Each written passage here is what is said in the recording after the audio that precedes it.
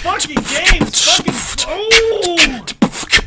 Yes! Oh! Bitch! Oh, I pulled her up!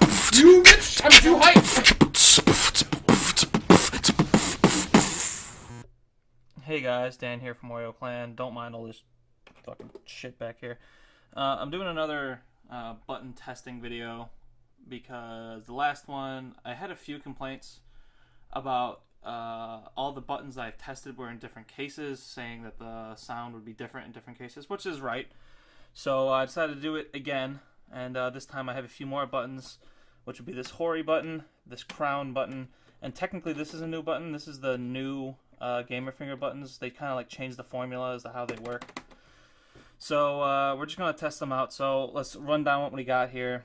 We got your standard Sanwa button. This is going to come in every fucking stick you get, basically.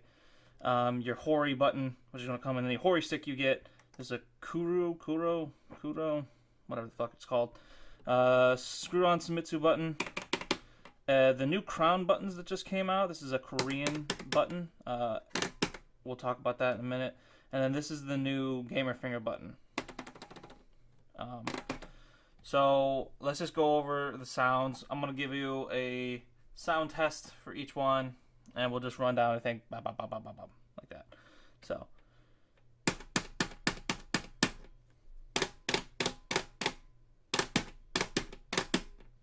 Okay, so that's the Sanwa. This is the Hori.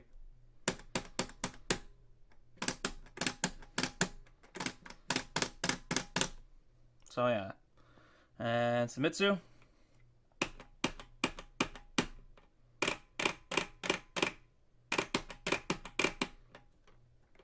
And then this is the crown.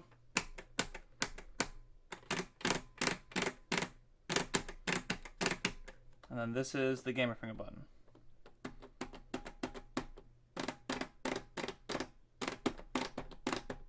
Okay, so before we get into why they sound that way and what they are, this case is I believe you can get it in, what the hell is that place called? I can't remember. It's a custom case. It's all metal, so if you're hearing some weird metal reverberation, that's because this case is entirely 100% metal. But it's all in the same case now, right? So you still get a good justification. There's also no wiring or anything in this right now, so some of that sound would be, some of the reverbs of the buttons would be kind of densed up by those cords and stuff in there, but there's nothing in there right now. So, so let's talk about the buttons. I talked about the Sanwa before. The Sanwa feels like the cheapest button, and technically is the cheapest button. But if you're familiar with the Sanwa buttons, they don't feel bad. They don't feel bad. They're just kind of light.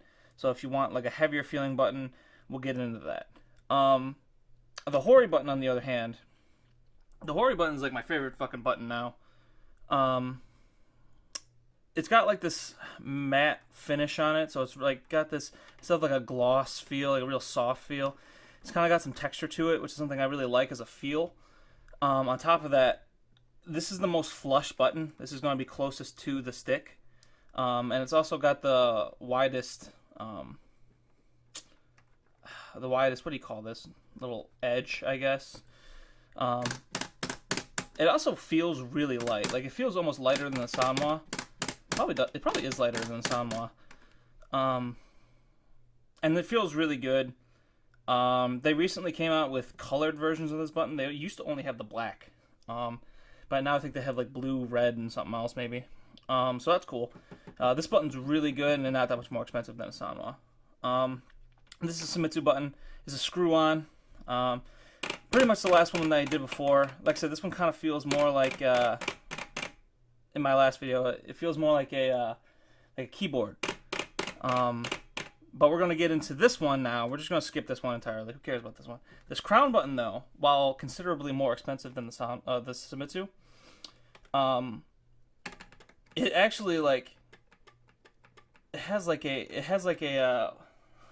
I don't know what you call it, but like where this one just kind of feels like you're pressing down on something and you're not really getting a response when you hit the bottom. This one has like a little trigger or something. I don't know what to call it. This one actually feels better, like considerably better than the Semitsu, in my opinion. I just like this button a lot. They are considerably expensive. They are screw-ons, and they come in all kinds of colors. They're new. They're kind of expensive for what they are, though, I must admit. But I do really like the way they feel. If you got the money and you want to try out some crown stuff, this is an interesting button. So, and then this gamer finger button. Alright, I got some shit to say about this button. But, first off, still the quietest. It's going to be the quietest button that's on the market. You can always get, like, silenced Sanwas, and you can get silencers for these Semitsus, too. But they're still probably not going to be as silent as this thing. So if you're looking for quiet buttons, this is still the one to go for. But now, the formula that's changed is that this button is actually a lot higher than it used to be. It used to be much more flush. It used to be like down here, which felt better to me.